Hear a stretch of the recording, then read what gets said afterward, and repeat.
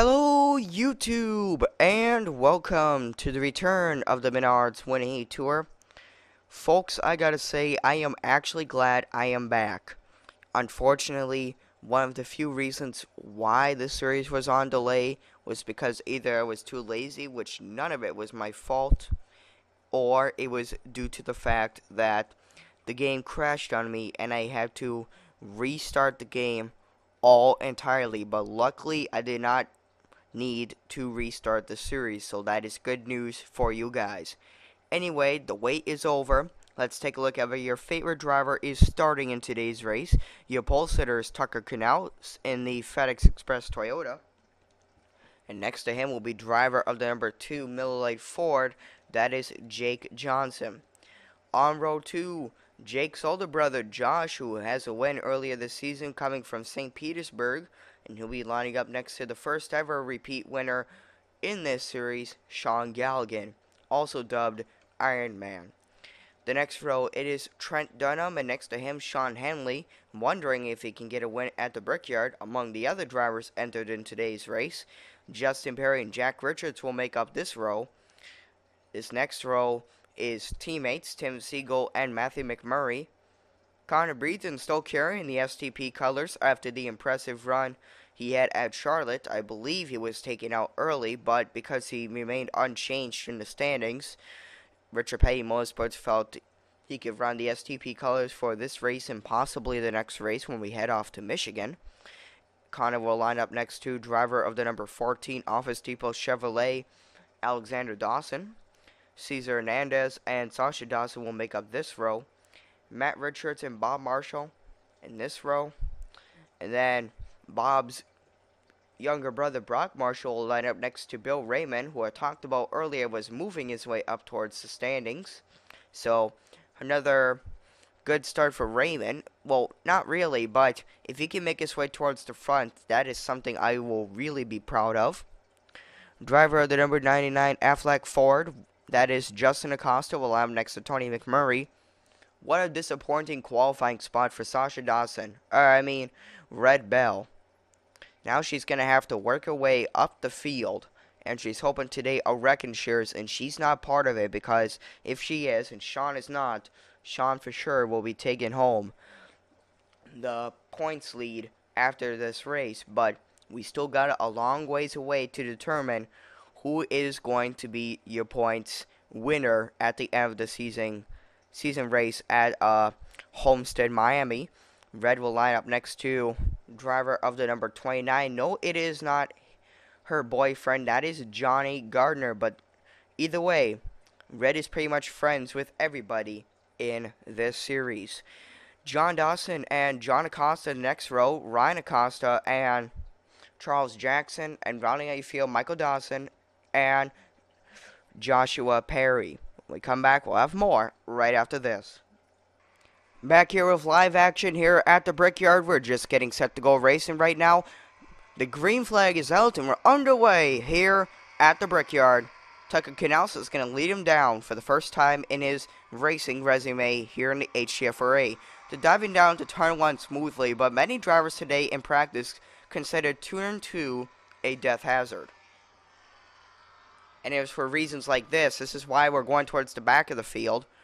And so far, so good. No death hazard quite yet, but there's always turn 3 and turn 4. Many drivers were complaining about the turns not feeling suitable to some of these drivers. Therefore, many are hoping the insurance of a wreck does not occur. Almost close.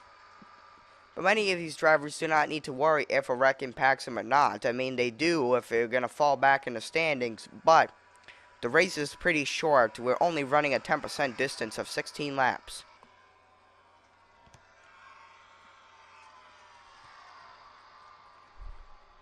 Kind of reminds you of what the season was like earlier. Just seeing all the drivers with being incident-free. Oh! I spoke too soon. We have a wreck. Oh, Josh Johnson, he's flipping end over end. Tony McMurray, oh my gosh. Oh. I did not want to see that. I hope Mainly the drivers that flipped, Tony and Josh Johnson, are all right. Let's take a look at how this wreck insured. And here is how the wreck insured. The right rear fender was clipped by Tucker canals off Josh Johnson's automobile. It sent him into the safer barrier on the outside of the track, and mayhem just broke loose. Unbelievable. And this is not where the scary part ensures. Somewhere around here, we see something scary take place, and there is the scary thing I was talking about. Oh my goodness. I have never seen something like this in any HTFRA race ever. We saw something close, I believe, when Johnny flipped at Charlotte, but never like this. And what I'm going to do is, if there is onboard footage available, I am going to do it in slow motion, because like Sean did with one of the Tabasco Racing League races, he did not want to freak the audience out. So that is what I may end up doing. But before we go to Josh's onboard, let's take a look at how Tony McMurray got involved in this mayhem incident.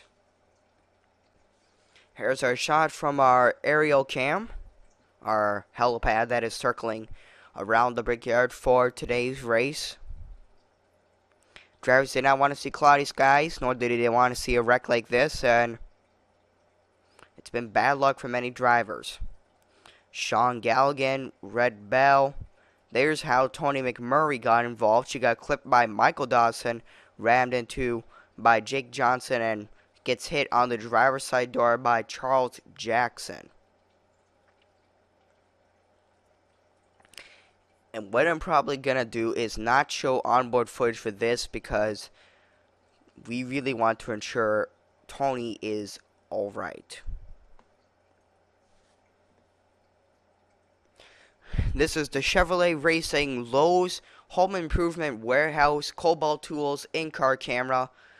And this is from Josh Johnson, like they told about you earlier. But because this wreck is really scary, and I would hate for some of you fans to sue me, I'm going to show it to you in slow motion.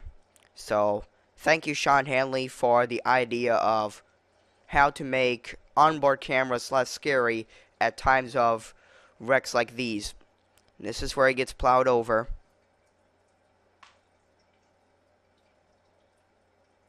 And unbelievable. End over end. Over end. And finally, after a few barrel rolls, will land on his roof. One of the hits like that is the exact reason why we're not showing it to you in full motion.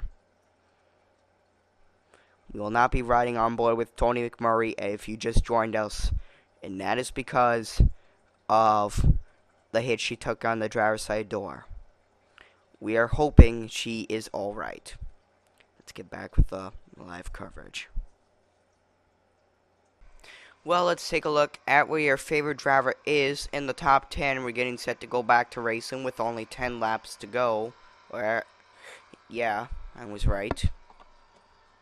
Trent Dunham is your leader. Second is Justin Perry. Third, Sean Henley. Fourth, Matt Richards.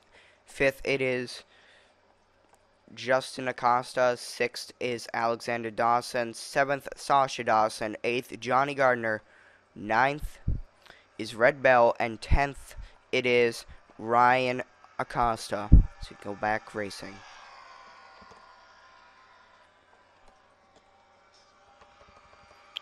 Quick update as to what has happened to Tony McMurray. She's been airlifted to the local hospital in the Indianapolis area for further examination as to if she is alright. She is indeed alright. She was able to climb out of the car unscathed, but they're taking her to the local area hospital for further examination to make sure she did not break a bone that she did not know of in her body. So that is why they're taking her to the hospital. Those are the cars that are out of the race. Iron Man became nothing but scrap metal at the end of this race. Just too bad for many of these drivers. Stay up towards the front. I heard fenders rubbing in the back, but it seems like an interesting battle. But because Trent Dunham is pulling away from Justin Perry. Oh. Never mind. Never realized the caution was out. Let's take a look at how this caution was brought out. This right here is another first for the HTFRA. Watch what happens when Johnny Gardner hits Justin Acosta. Red Bell also gets involved. Into the pits they go.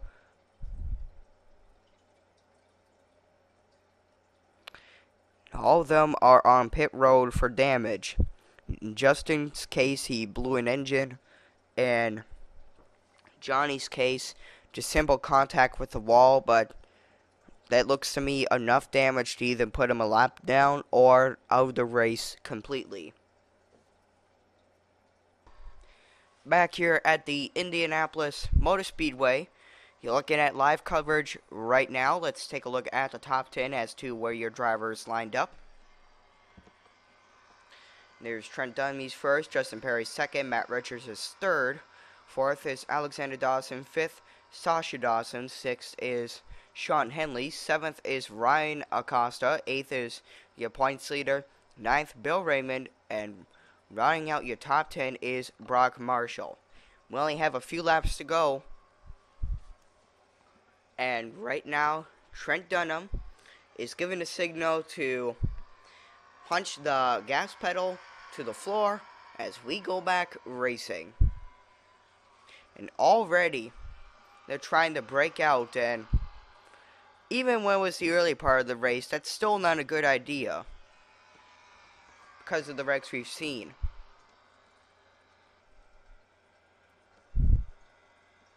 I think there was smoke back there. I don't know, but no, there wasn't smoke.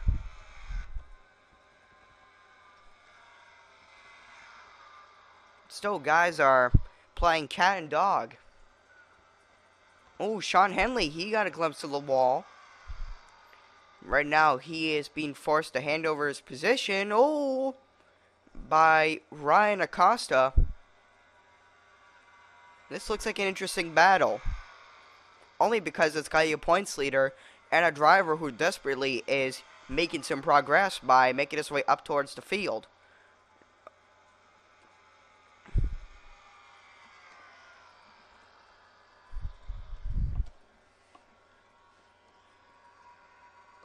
And so far, it's green flag conditions. Bill Raymond's going to go with Sean Henley, and Red Bell, he was for a minute there, and looks like he is again. No, they're trying to make it 3 abreast almost. Does not work at tracks like Indy. It might in Indy cars, but in stock car racing, these machines are really heavy to maneuver, so that is why I say it is not going to work. Heck, even when Formula 1 raced here, it might work. MotoGP, it works. Probably could work for a sports car race because they race on the sports car course. I mean, there's a lot of handling going into driving a sports car. In other words, a Daytona prototype and a Grand Touring car. I'm sure 3 abreast could work, but at the same time, you gotta make sure you brake in time just before you start riding your line, whether it be the middle line, the low line, or the high line. While the laps are winding down, if you're hearing any weird background noise, just ignore that. We only have a few laps remaining, 2 to go. This time by Matt Richards, looking to become another repeat winner. Or can Trent Dunham prove to his girlfriend, hey, even though I'm not leading the points, I want to win before you do. No offense.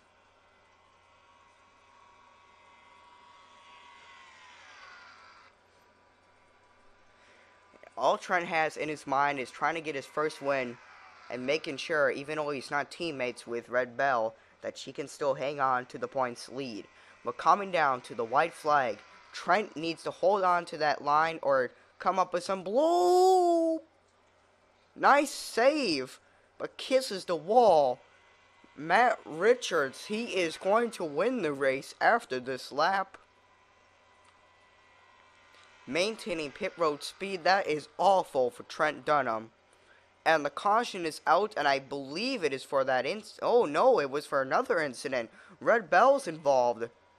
Brock Marshall, Tim Siegel, and there is Trent Dunham, who was involved after being forced into the pits. But we will take a look at all that as soon as we're done taking a look at your winner. And as long as there is enough fuel in this car, Matt Richards will get his first win in the HTFRA on American soil. If you can remember back to Winton, he got his first win, but it was on foreign soil over in Australia. Now he comes to the Brickyard today, and once again he can take himself another win. Second will be Alexander Dawson. Third, Justin Perry. Fourth, Sasha Dawson. Fifth, Sean Henley. Sixth is Bill Raymond. Seventh is Ryan Acosta. Eighth is Bob Marshall. Ninth, Charles Jackson, who finishes in ninth. And rounding out your top 10 is Trent Dunham. If he hadn't been forced into the pits, he probably could have won this race. It just seems like bad luck for Trent once he's leading a race, or he's trying to prove that I just want to be just as successful as all my other peers in this series, and it ends up going down the drain. But without further ado, Matt Richards is going to win at the Brickyard.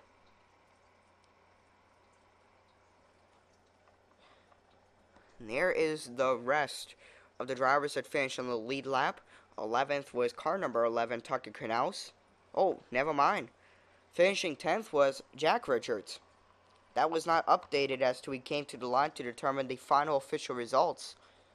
12th is Trent Dunham, and the rest of the drivers have retired. Let's take a look at what happened. And here is what happened.